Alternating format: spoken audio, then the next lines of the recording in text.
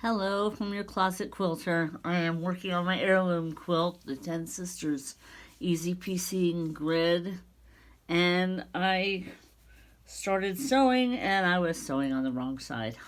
I love looking at this so much that I started sewing on the side that you can actually see the fabric. That's not correct. As you can see now, I'm on the right side. I'm on the side where it's folded over, and all you see is the Easy Piecing Grid, the back of the Easy Piecing Grid. Okay, that's correct. That is the correct side to be sewing on when you're folding your edges. So I'm going to start again. I don't know if you can see this. There's holes here where I sewed before. I had to rip it out. Anyway, so here we go. First row. So there we go. This is the second row, panels 5, 6, 7, and 8. I have attached into one continuous row, and I have 3 rows to sew, and then I will seam them together. There'll be horizontal seams on those. So it will be beautiful, and then I will decide if I'm going to add more panels or do borders. My husband is actually the architect of this one. He actually glued all these little pieces together. He loves doing mosaics. I'm doing the sewing. He does the piecing. And at the end, it's going to be mine because it's very girly. But he's going to make one for himself. Maybe in browns, I guess. I don't know. Blues, maybe.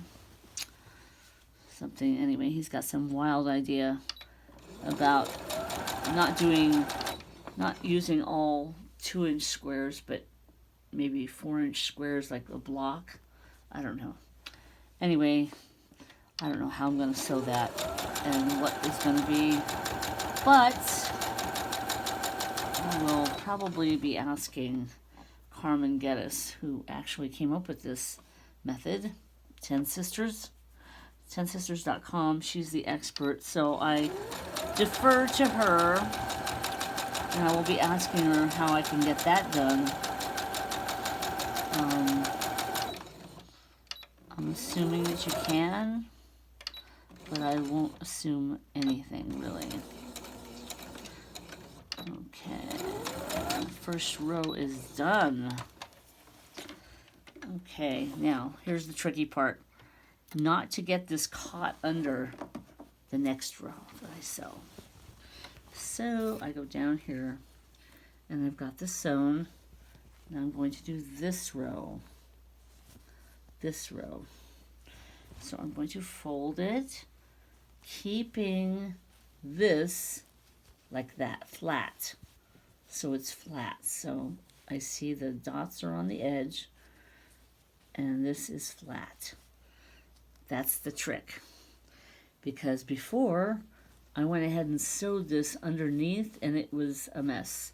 So I have to stretch it out all the way down, making sure that it's flat. I hope you understand what I'm talking about. Anyway, that's what I'm doing. So, we'll see how it goes. The second, third, and fourth rows are the trickiest because of this. After that, it kind of lays flat on its own because it's so bulky. The weight of it will work. So I just want to get to the edge here. Go back a little bit. Lock that stitch. I can feel it's flat. Keeping all the stuff out from underneath it.